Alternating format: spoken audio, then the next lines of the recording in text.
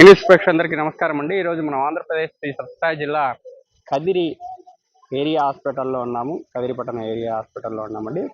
మరి ఇక్కడ మనం చూస్తున్నాం ఇంతింతై వటుడై అంతై అన్నట్టు మన కదిరి ప్రాంతంలో ఒక చిన్న 10 పడకల హాస్పిటల్ నుండి నేడు దాదాపు 100 పడకల హాస్పిటల్కి ప్రారంభోత్సవానికి సిద్ధమవుతున్నటువంటి కదిరి ప్రాంత హాస్పిటల్, ప్రభుత్వ హాస్పిటల్.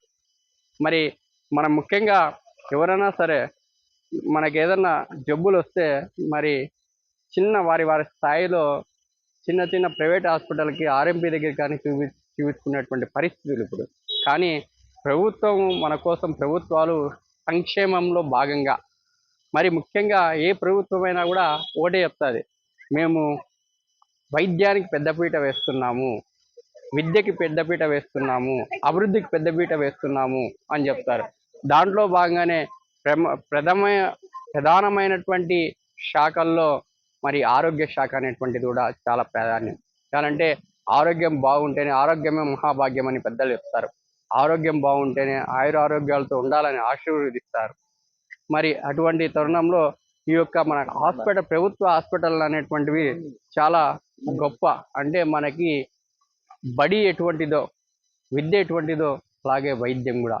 వైద్యం అనేటువంటి ఆ యొక్క హాస్పిటల్ కూడా మనకి ఇంటికంటే చాలా గొప్పది. మరి అటువంటి తరుణంలో మన కదిరికి మహర్దశ అనేటువంటిది కార్యరూపం దాల్చబోతుంది. మనము 100 పడకల హాస్పిటల్.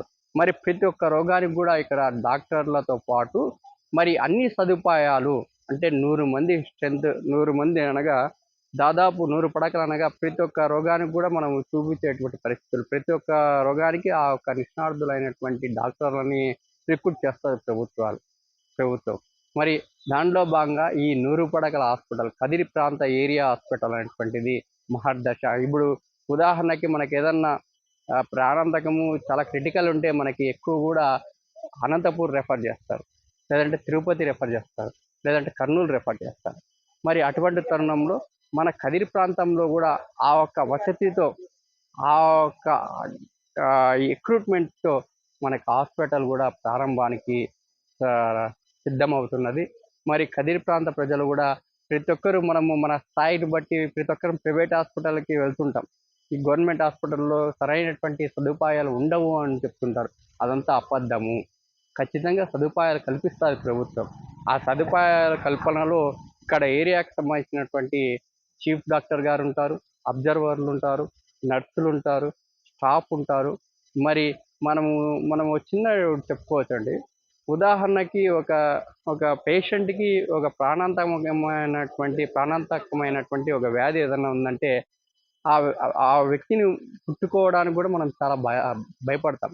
కానీ డాక్టర్లు, నర్సులు, స్టాఫ్ ఒక రోజుకి ఎంతోమంది వివిధ రోగాలతో వివిధ పరిస్థితుల్లో ఇక్కడికి వచ్చి పోతుంటారు.